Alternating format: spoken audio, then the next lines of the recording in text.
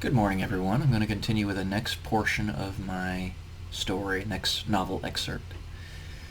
A candle of hope lit in the darkness, and whether wittingly or not, these men caressed it tenderly, preventing any gusts from shrouding the world forever in an endless void of darkness.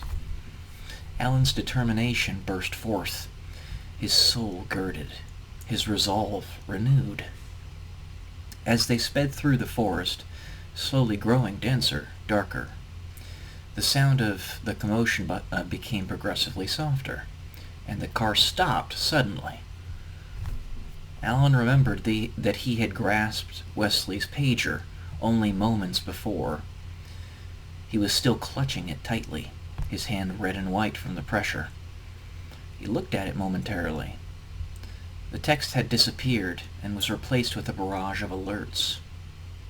Government building attacked. Military on the scene. No evidence linking Al-Azra to the event. Nuclear bomb found in Statue of Liberty, powerful enough to kill tens of millions. Officials say disarmed. President Scott to have been speaking at Lincoln Memorial, canceled, not available for comment. Are they really that clueless? Alan thought. They have no idea that I was almost killed? Available for comment? It was as if the media had no agenda to propound to its audience, and was merely making loud pronouncements aimlessly. And given the gravity of the situation, they were doing it tactlessly. Was no one aware that the brigade on the scene was attacking the building themselves? Killing Secret Servicemen? Were they even soldiers of the United States? Alan had not noticed that his two escorts had exited the car and were digging around ravenously in the dirt, clearly searching for something of value. "There!" he heard one of them exclaim as he vigorously pointed to where they were digging. The other man kneeled down. Alan squirmed in his seat, trying to make out their movements, an intense desire to exit the car himself, but not understanding that at any turn he could face mortal hurdles. These men knew where they were taking him, and he had nowhere else to run. The man commanded by the others' exclamation appeared to actuate something buried within the brush. Unexpectedly, an upward sloping portion of the rough terrain directly ahead of them started to move, lifting an entire tree up from the ground, as if it were nothing more than a prop in some grand play.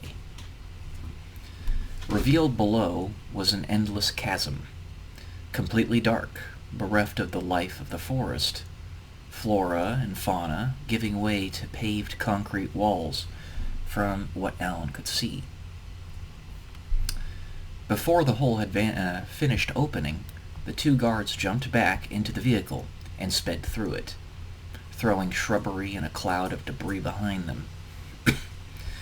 The chasm was large enough to fit the vehicle through, unimpeded, traveling nearly 100 miles per hour, though no lights were to be found.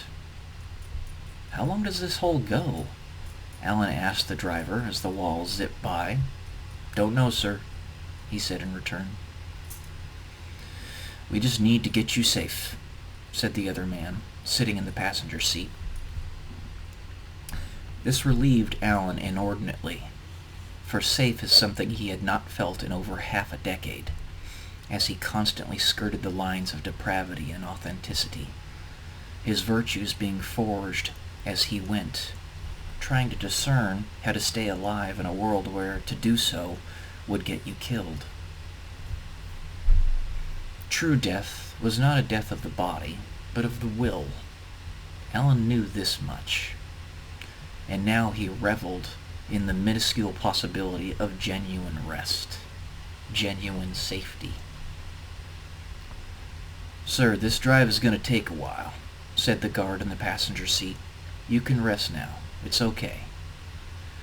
The headlights of the vehicle were the only light in either direction. Alan was suddenly surprised. "Sir, we can't give you all the details right now, as we still don't know all of them ourselves. We only know that we have to get you to safety." What in the world? Alan thought. Did these individuals suddenly get a burst of intelligence? Their vocabulary, their grammatical structure, their foresight had suddenly had a gigantic boost. I'm going to leave it there for this one, and I will come back to you tomorrow. Love y'all. Peace.